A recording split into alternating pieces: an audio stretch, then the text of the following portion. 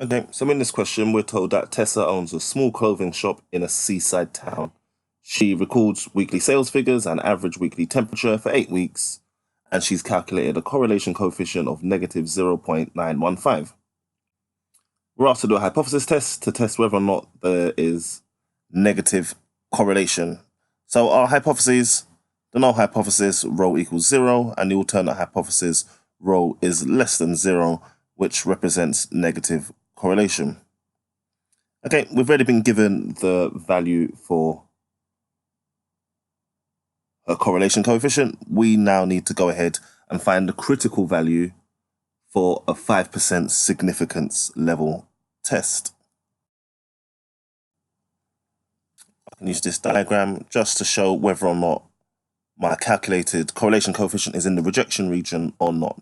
So this is a spectrum of all of the correlation, all the possible correlation coefficients from -1 to +1. And I can plot my critical value, negative 0.6215. So if my correlation coefficient is in the shaded region, we'll reject H0. Our correlation coefficient, negative 0.915. It is in the shaded region, so we can conclude that we should go ahead and reject H0. So let's formalize that. I'll just make a comparison. The value for R is less than the critical value. Be careful, both of these are negative values that you're comparing to make sure you get all of your marks here. And my conclusion, my generic conclusion, is there's sufficient evidence to reject H0. And then my contextual conclusion, in this particular case, for this particular situation, for this context, there is evidence that there is negative correlation. There is evidence to suggest that as temperature rises, then weekly sales go down. So there is a negative correlation.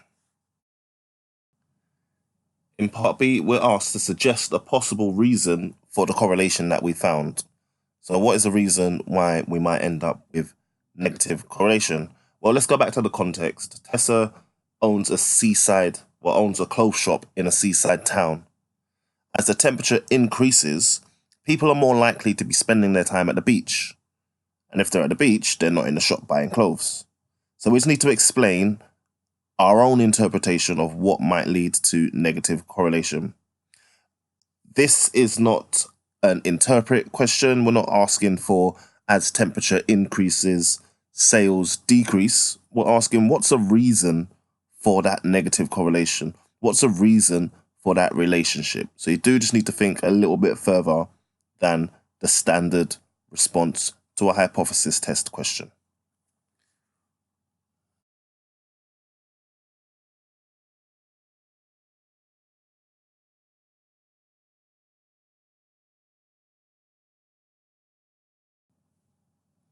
In part C, we're asked to state, given a reason, whether or not the correlation coefficient is consistent with Tessa's suggestion.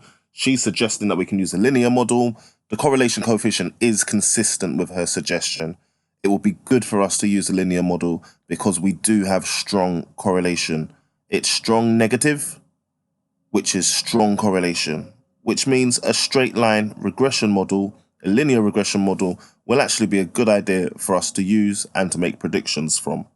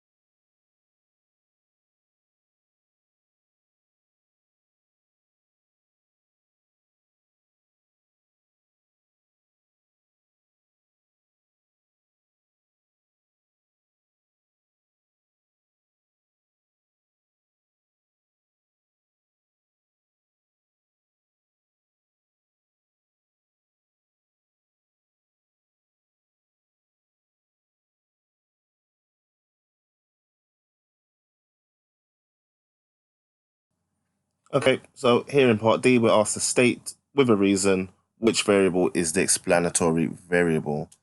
Well, explanatory is going to be the independent variable. And out of the two of these, the sales are dependent on the temperature. The temperature explains why we're getting the sales that we are. So the temperature will be the explanatory variable, which makes the sales the response variable. So explanatory and response, we may be asked to define. It's about which is dependent on the other. Which one is dependent? Which one is independent? And finally, we've been asked to give an interpretation of the gradient for the regression equation that's been given to us. And we just need to be able to say that for the gradient of -171, that means for every individual degree increase in temperature, the sales will reduce by 171 pounds. Make sure you use these values when talking about the question. We want to see 1 degree and 171 pounds, and obviously a reduction or a negative value.